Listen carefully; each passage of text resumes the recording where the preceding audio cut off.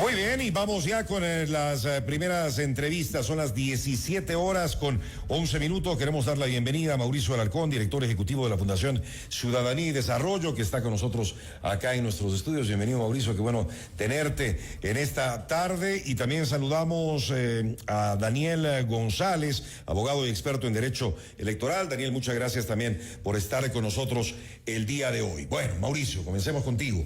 ¿Cómo has visto el desenvolvimiento de este proceso electoral? Afortunadamente ha sido un día sin incidentes, sí. en su mayoría, tanto en el voto en el exterior como aquí en nuestro país. Cristian, María del Carmen, buenas tardes, un saludo también para nuestra audiencia, y creo que hay que empezar por lo positivo.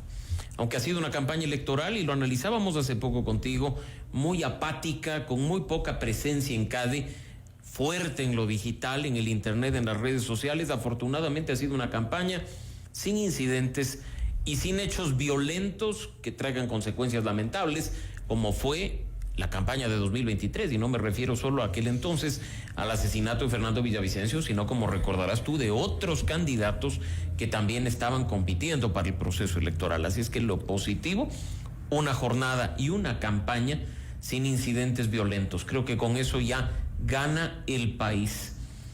Hay que ver también los niveles de participación. Se dice que están dentro de los históricos. Yo creo que podrían ir en ese sentido. No un ausentismo exagerado. Lo hemos visto en todos los procesos electorales en niveles muy parecidos, y pues simplemente ahora esperar el conteo. ¿Y lo negativo? Yo creo que lo negativo, principalmente el hecho de que se ha burlado durante la campaña electoral muchas normas.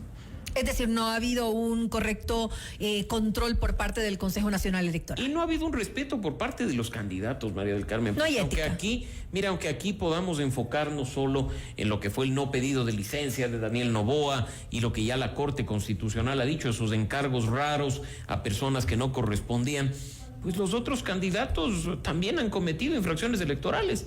En redes sociales están los videos donde entregan dádivas que están expresamente prohibidas en el Código de la Democracia, o donde incluso todos, sin excepción, han violado el silencio electoral, llegando incluso a mandar mensajes a través de grupos de WhatsApp diciendo que el silencio electoral rige solo en la calle, que en lo digital, como no hay control, nadie manda. Así es que ahí vemos que poco o nada les importa, y de eso creo que es también destacado, y se repite una y otra vez, que quien viola la norma siendo candidato difícilmente la va a respetar siendo autoridad electoral.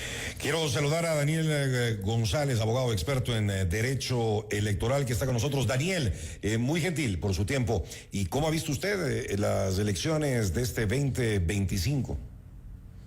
Sí, muchas gracias, un gusto saludarles, y desde luego un gusto saludarle a Mauricio también, a los tiempos que coincidimos. Coincido en ese sentido pues con Mauricio. Efectivamente me parece que ha sido una jornada electoral en paz, no ha habido mayores inconvenientes. Los miembros de las juntas receptoras del voto han acudido con esa labor cívica que suelen tener para poder estar justamente en cada una de las juntas receptoras del voto.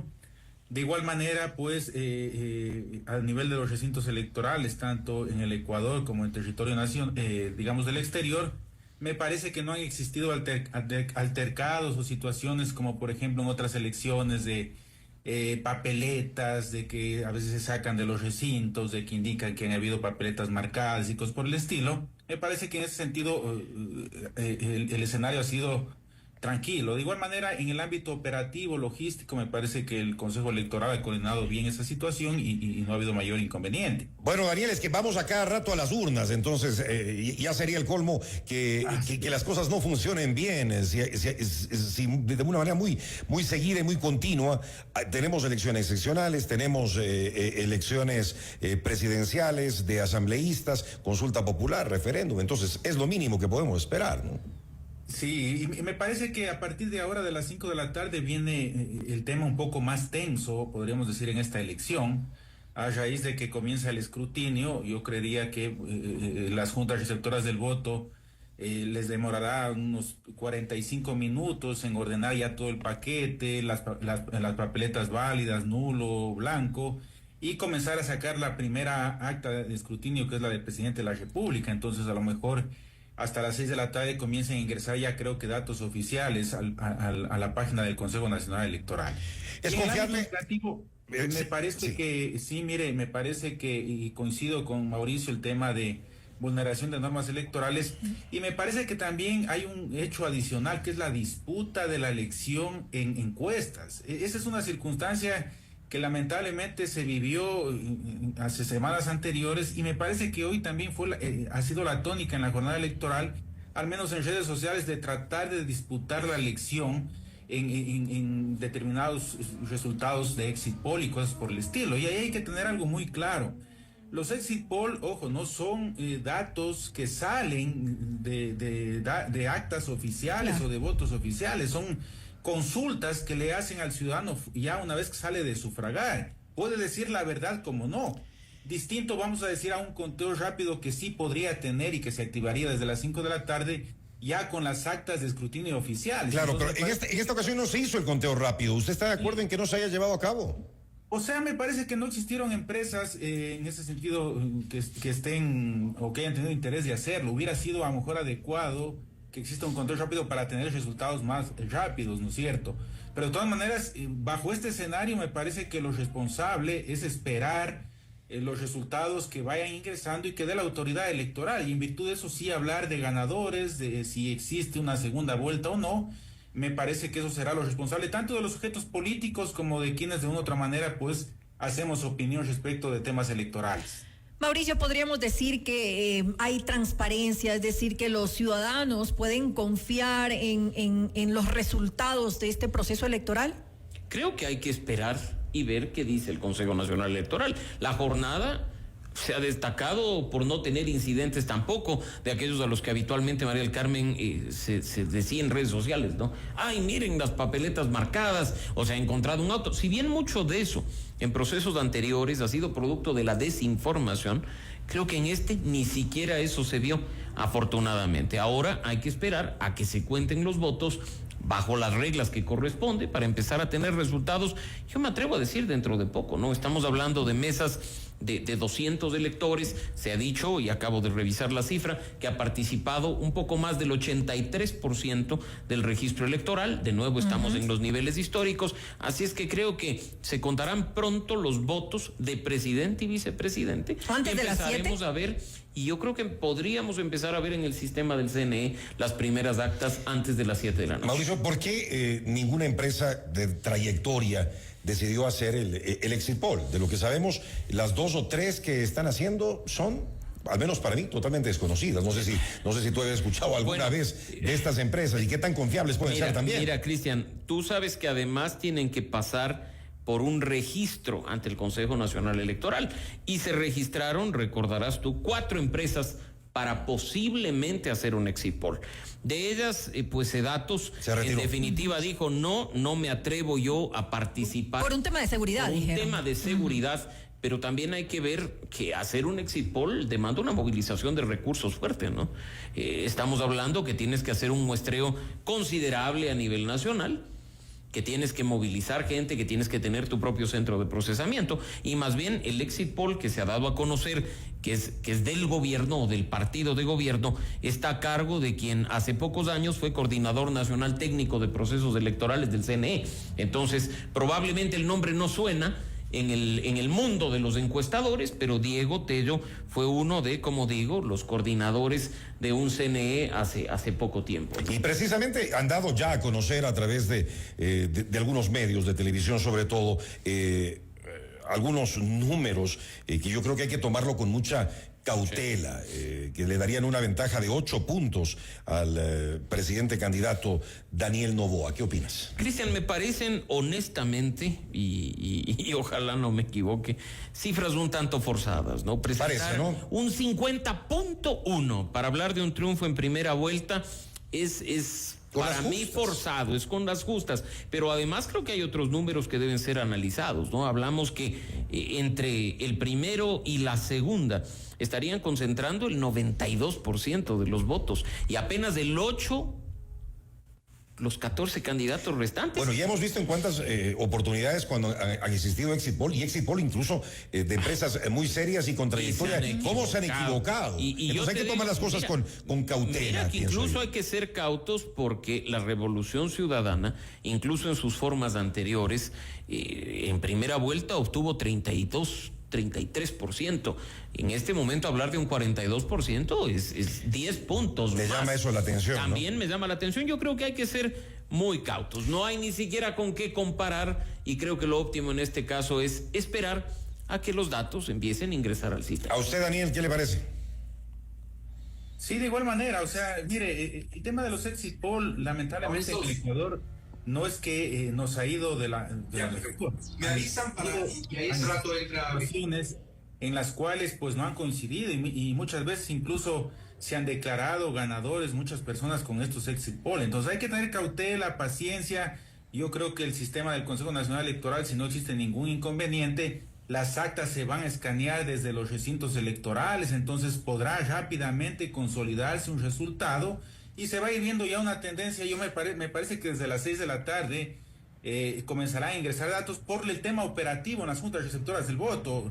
El primer escrutinio que hacen las juntas es la dignidad del presidente, entonces, y al tener el escaneo, ¿no es cierto?, en centros cercanos, pues rápidamente se va a ir consolidando. Entonces, me parece que eso es lo responsable en este proceso electoral. Lo que sí, claro, se ha hablado de que hay dos candidatos que estarían fuertemente representados, que serían el presidente Noboa y la candidata Luisa González. Lo que lógicamente vamos a tener un parlamento con ese tipo de resultados también, me parece. O sea, van a existir dos grandes fuerzas, me parece que en el parlamento, y habrá que ver esa situación, cómo nos lleva a un nuevo escenario político en los próximos días.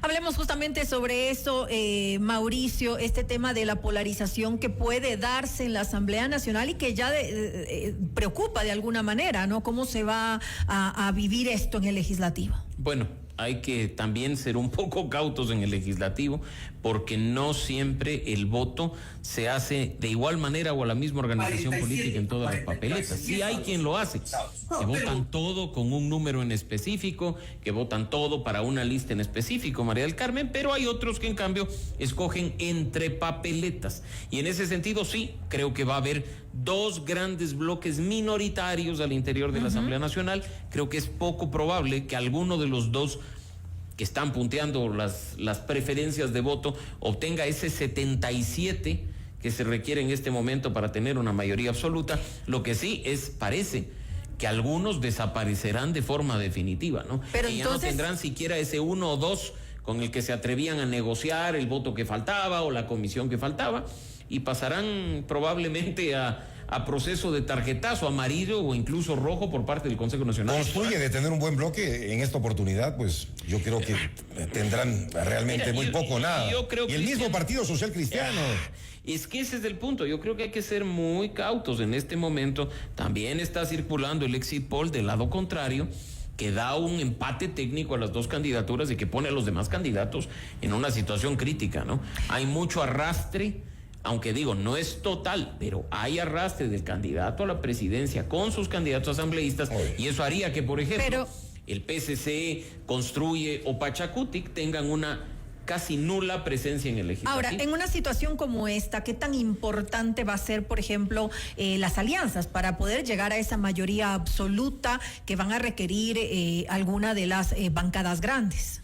Pero a ver, si hay una polarización tan fuerte como la de la votación presidencial, va a ser prácticamente imposible hacer algo, ¿no? O sea, creo que acá, de nuevo, hay que esperar y ver. Imagínate que si tienes dos minorías, juguemos con un número, 70 de ADN, 68, 65 de la Revolución Ciudadana.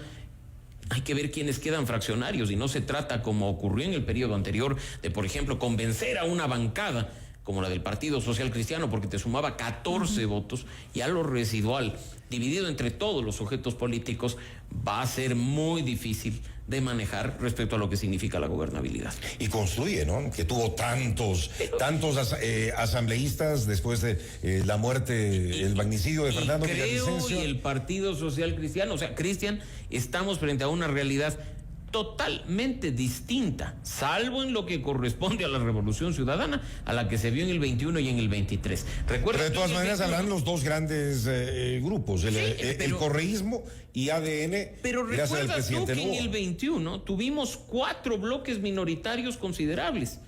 Tuviste una Revolución Ciudadana fuerte. Tuviste, creo, y el Partido Social Cristiano, que entraron en alianza con un número juntos antes de la ruptura, muy interesante. Y tuviste también un bloque fuerte de Pachacuti y de la Izquierda Democrática en el 21. Ya en el 23 las fuerzas se movieron y tuviste una Revolución Ciudadana fuerte, pero tuviste también un Construye fuerte, un Partido Social Cristiano que resistió, creo que desapareció. Y ahora creo que de nuevo hay que estar cautos a lo que pueda pasar con esos fraccionarios que entren tanto de la lista nacional, que es donde más posibilidades hay por la cantidad de curules que están en disputa, 15, como en provincias donde a veces el caciquismo o el caudillismo hace que una persona destaque, obtenga la votación y entre entre los residuos, entre los últimos lugares, cuando hay varios escaños en disputa. Y el problema es que ni siquiera llegamos a conocer quiénes son los candidatos a asambleístas, porque hoy por hoy se vota en plancha. Eso debería cambiar para las próximas elecciones, tal vez, Daniel, con los cambios varios, importantes y muchos que se deben realizar al Código de la Democracia.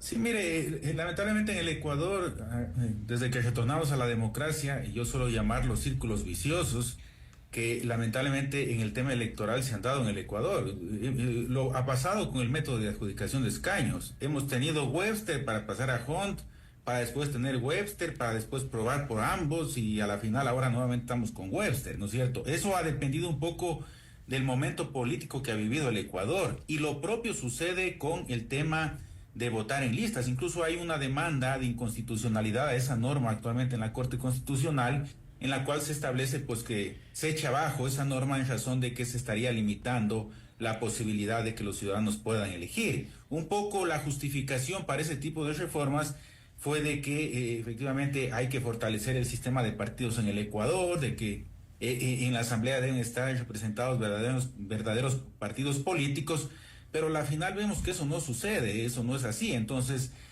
hay que, voy a decir, reformar las cosas de fondo. O sea, vamos a ver desde el propio nacimiento de las organizaciones políticas, porque a la final hay un desgaste total de las organizaciones políticas. Y claro, si quiere fortalecer partidos políticos, al igual se puede elegir, por ejemplo, de movimientos locales, que suelen ser quienes ya en un parlamento, sea para una posición política o para otra, de una otra manera, llegan a tener la mayoría, y después vemos que tienen gran incidencia, por ejemplo, en el aparataje público, en cargos, en situaciones que se puedan dar. Entonces, en ese sentido, vea, de acuerdo a lo que hemos visto en los últimos parlamentos, yo personalmente creo que quien sea ejecutivo, quien gane la presidencia de la República, sea en este caso el señor Noboa o sea la señora Luisa González, será mucho más fácil poder hacer una mayoría y tener el control del Parlamento. Mucho más cuando estas dos fuerzas serán pocos los votos que les falten. Entonces entendería yo que a lo mejor de estos pocos que puedan quedar, ¿no es cierto?, en las otras organizaciones políticas, les va a ser mucho más fácil negociar en razón de que van a tener el poder, van a tener el Ejecutivo, y será fácil poder entrar a negociar como se suele negociar en el Ecuador, y puedan llegar a una mayoría para presidencia de la Asamblea, vicepresidencias, el CAL, las comisiones, que lógicamente son de gran importancia para quien vaya a ejercer el Poder Ejecutivo. Seguramente tendremos más de lo mismo. Y le quiero agradecer Daniel González, abogado experto en Derecho Electoral, y Mauricio Alarcón, gran amigo de esta casa, el director ejecutivo de la Fundación Ciudadanía y Desarrollo. Vamos a hacer una pequeña pausa comercial y enseguida regresamos. No se olviden que estamos transmitiendo en vivo, en video de altísima calidad por OnePlus, CNT Extreme, Canal 14, Claro TV, Canal 14 y 514, y también en Zapping. En Zapping nos pueden ver en Canal 41. Ya regresamos. Esta es la cobertura especial de FM Mundo y Notimundo Decisión Ecuador 2025.